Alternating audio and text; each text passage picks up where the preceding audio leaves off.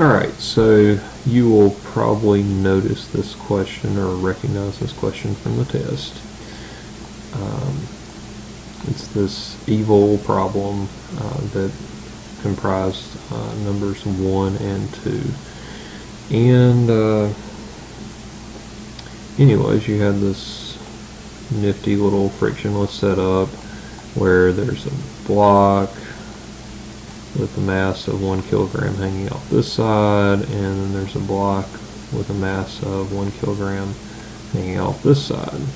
Now the diagram has them labeled M1 and M2, but it really doesn't matter because they have the same mass. So I'm just going to call it, and I told you later that was 1 kilogram. Now, both of these would have a force of gravity that pulls straight down. And just to stop and use our brains and think for a little bit, the block on the left would fall or would accelerate downward, and the block on the right would accelerate upward to follow that along, just based on the angles. We can also justify that with some trigonometry.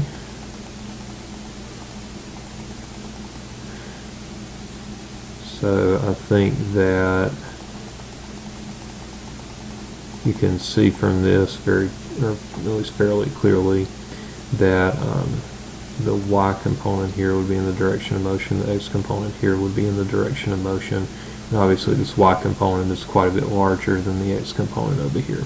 Now if we actually wanted to know what that was,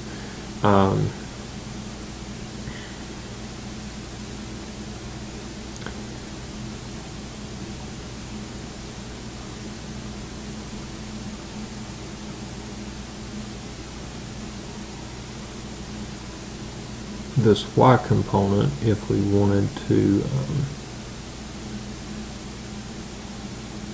here we go, just to be consistent with what you'll see on your test document. So here's where we're identifying our angles. So this y component would be equal to mg sine of 60, and this x component would be equal to mg sine of 30.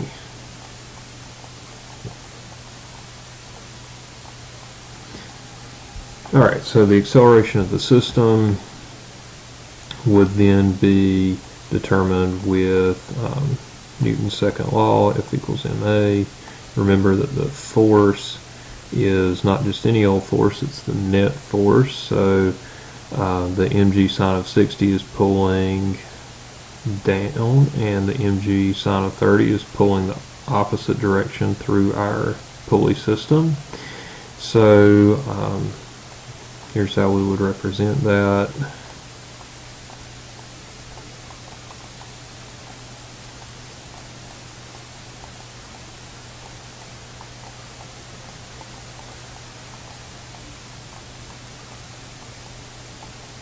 Alright, the mass here would be the mass of our whole system, so I'm going to call that 2m, and the acceleration we don't know, so that's the quantity I'm solving for. Alright, so we divide both sides by 2m.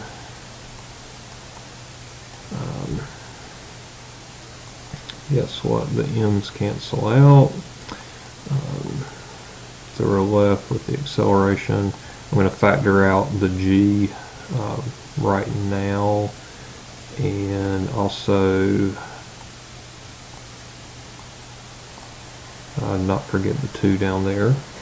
And so the acceleration equals g sine of 60 minus g sine of 60 minus sine of 30.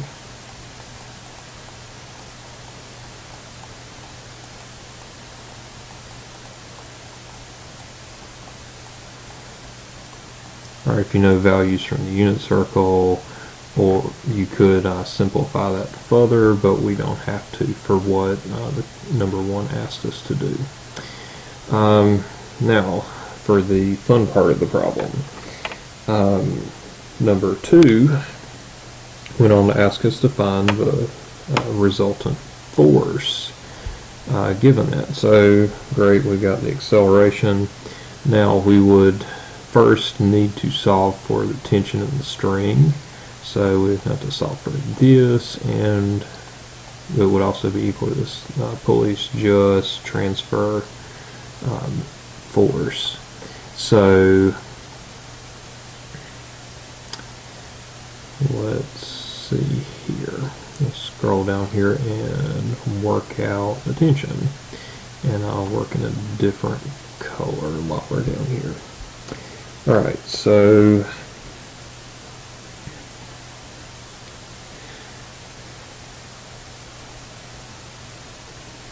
I'm going to analyze, you could use either block, but I'm going to do the block on the right to find the tension.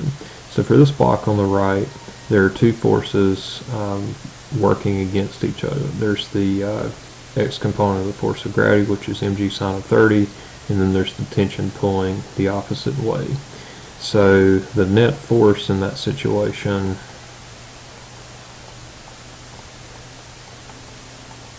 would be T minus mg sine of 30.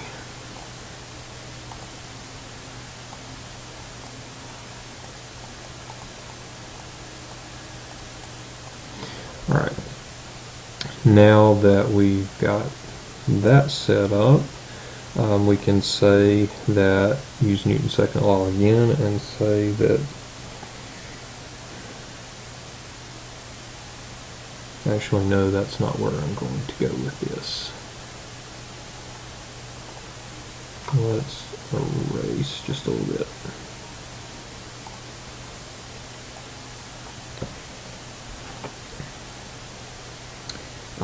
Here's where we're going to use Newton's second law. So I'm going to rearrange this for tension. And that'll give me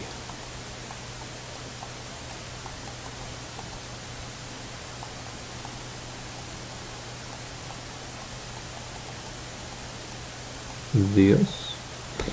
And in place of the net force, that's where I use Newton's second law.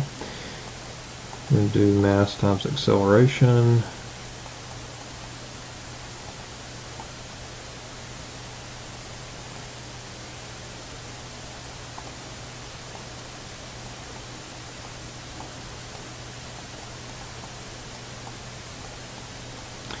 And the acceleration, I have a term up here for the acceleration that I'm going to substitute in.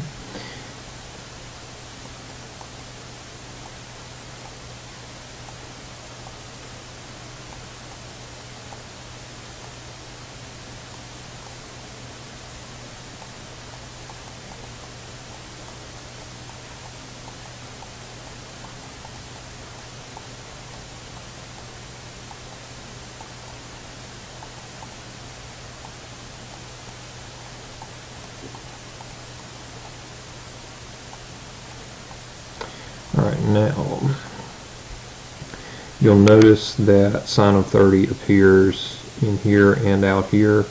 When you combine those, here's what you end up with. Mg sine of 60 plus, see, this one's a whole one and this one is divided by 2, so basically you're adding negative 1/2 and positive 1, so you get positive 1/2. So it works out, so it looks like this.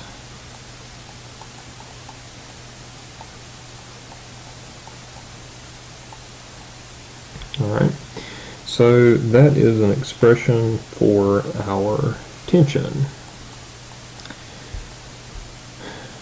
And that's still not what they asked us to solve for, because they want us to actually solve for the resultant force. So you can imagine that those two tensions would exert a resultant force in that general direction.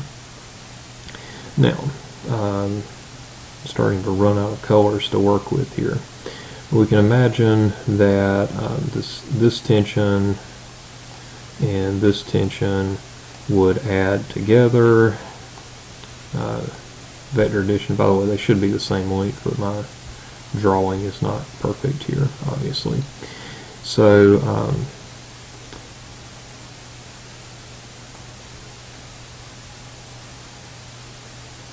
a 90-degree or a 30-degree angle and a 60-degree angle add together to be a 90-degree angle, which means that each of these individual angles would be 45 degrees.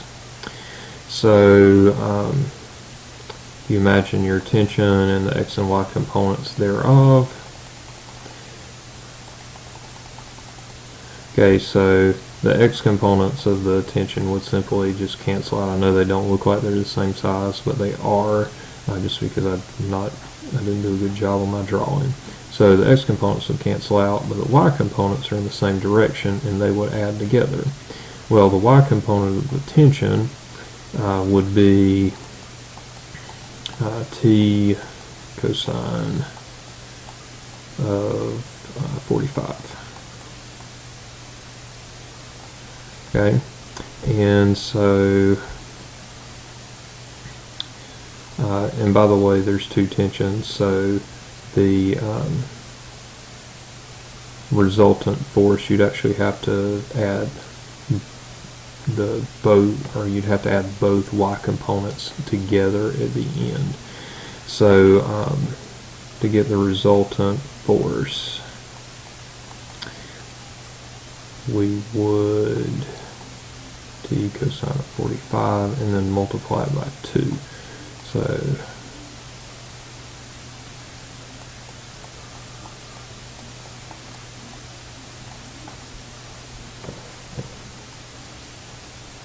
and then this whole thing that we got up here.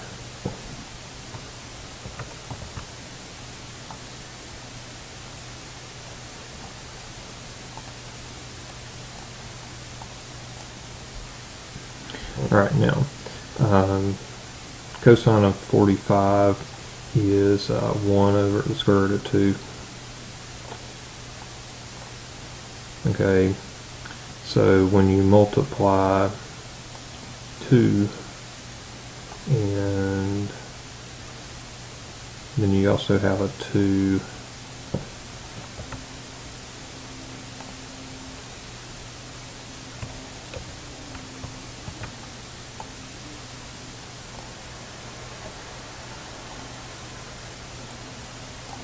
okay, you also have a 2 over here, so that 2 and that 2 cancel out. So that's one way that you could see this written, and actually on the test I think the square root of 2 ends up after it on one of the answer choices. The other way that this could be written, if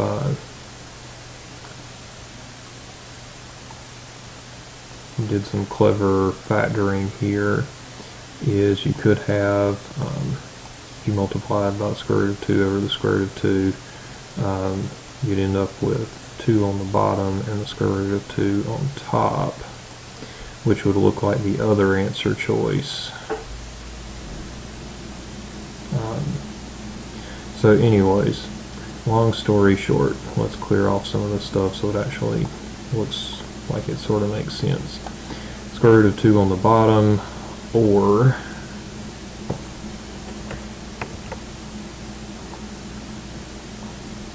we could rearrange this and you could end up with